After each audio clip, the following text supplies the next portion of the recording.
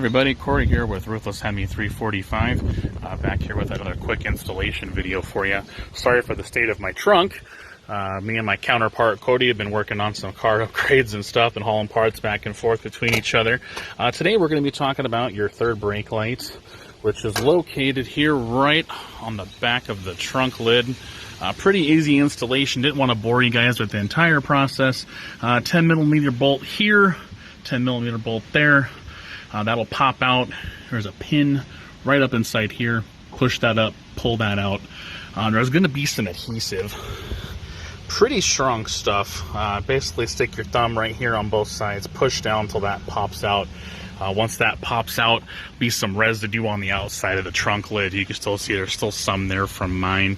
I'll clean up with some polish. Basically just push that out, reinstall it on those hooks there.